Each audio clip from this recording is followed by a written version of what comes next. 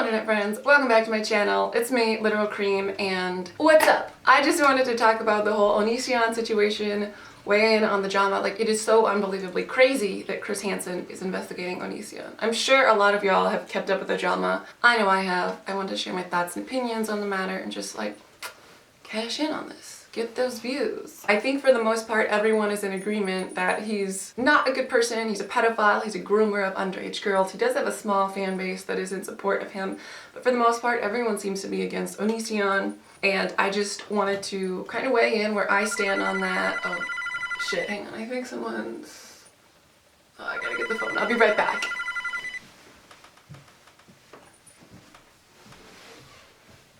I think he's a great guy. He don't deserve the hate. Leave Onision alone. Y'all heard it here first. So y'all probably saw that coming based off of my last video. So I'm just gonna go ahead and add in another video to add on to the length of this one, so that if you're clicking on it, it looks like my genuine thoughts and opinions on Onision. This is a video that I made for an English project, freshman year of high school. It's basically Spark Notes for Catcher in the Rye. Went on my old Facebook. This is like 8 minutes long. It's a cringe fest, believe me. And we were all freshmen, except for my sister and this one random guy who was a senior who was like hanging out with us. I think he made out with one of my friends that year. Looking back on it, it's kind of inappropriate. At the time, we all thought he was cool, but maybe this kind of fits in with the Onision situation. Have not seen or talked to this guy since freshman year. So maybe he's a really normal dude now. I don't fucking know. But, yeah, if any of you all are freshmen and you need some Spark Notes on Catcher in the Rye, got you. Hit me up. I've always been really cringy. And this just confirms that. Thanks. Love you guys. Bye.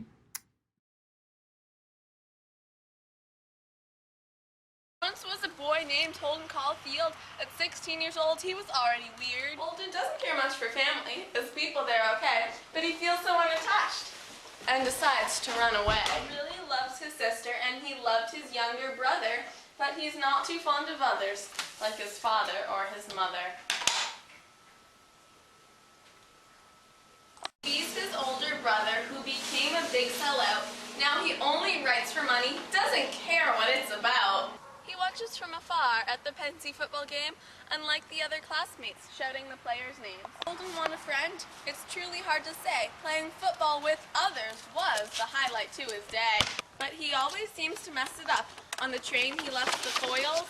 The fencers got pissed at Holden, for now their match was spoiled. Holden's got a ways to go before he can settle down. But until that day arrives, he just strolls around the town.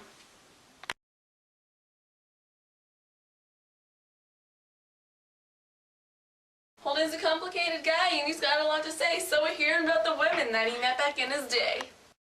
First there's Ernie Morrow's mother, who he met on the train, and was able to convince her he had a tumor in his brain. Phoebe Caulfield's his sister, whom he loves very much. She's a sneaky little girl with a ladylike touch. She once went into a shoe store and tried them all on. This made the salesman angry, for she took quite long. He called up Faith Cavendish late one night to ask her out for cocktails, but she put up a fight. I mean, it's already 3 a.m. This is very late. Not the best time to go out on a date. Jane Gallagher is another girl of Holden's too, but people keep saying she's not right for you. He says he thinks it's complicated, but they both hold hands. The strangest relationship one could ever stand. But Holden always thinks of her, never to let go. I guess they were just casual, taking things slow. But he remembers all these details from the games they used to play. Like how she kept all her kings in the back every single day. They sat on the porch, sheltered from the rain. If Holden had his wish, some things would be the same. Now there are a couple other women, like Crazy Hooker Sunny. When Holden didn't pay her, she didn't find it funny. She got big, tough worries to come break down the door. They left Holden $5 short and almost poor. Sally Hayes was a pretty girl, you see, but Holden only viewed her as an overdone phony. She was always saying trash, like the word grand. When Holden proposed marriage, she wouldn't take his hand. Now, of course, there's other girls like Bernice plus two, and don't forget Selma Thurma and some other few. Holden's a ladies' man, with girls on left or right, but there's only one or two that make his heart sing with delight.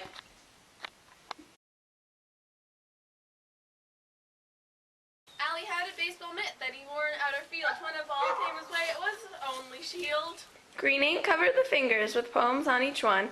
Allie loved to read them just for fun. Allie got leukemia and died at age 11. Holden went insane and Allie went to heaven. Holden carries the baseball mitt even to this day. It helps him remember Allie's not too far away.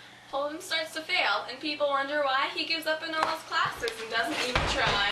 Perhaps he decides to give up so Allie won't be outshined. He just can't grasp the fact that his little brother died. Holden knows a place where nothing's rearranged. At the Museum of Natural History, nothing's never changed. The Eskimo's still fishing, even though he's only caught 2, and the Indians still rowing in their big wooden canoe. The deer are still standing on their skinny little feet, and the birds are still soaring to their winter retreat. Holden's been coming here since he was very young. They came here on weekend field trips, which the children found quite fun. But lately Holden's noticed that even though nothing's rearranged, every time he returns, somehow he's been changed. The museum is like a second home, filled with memories of childhood, reminding him of a time when everything was good. Holden wishes for a glass case to put his sister in, so she'll always stay the same, outside and within. If Holden had his wish, some things would never change, like the Museum of Natural History, so they could stay the same. Starting to discover that Holden's pretty strange. His thoughts about the ducks don't ever change. He really wants to know where the ducks go when the winter rushes in, bringing heavy snow. Cab drivers think he's crazy when they let him in, and Holden asks a question. They don't know where to begin.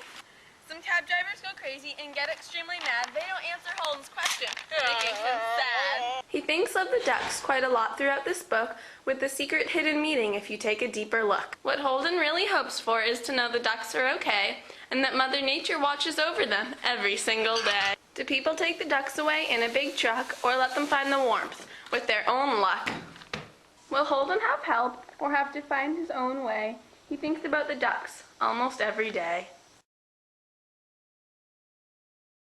Also, this wasn't the assignment at all. There was a few different options we could do. I think this option was to make a CD case and come up with like 10 different song names. This was not the assignment. I decided to do this. I thought it was really good. And my English teacher watched this. I got an A, but I hate myself. You're welcome. Leave Onision alone.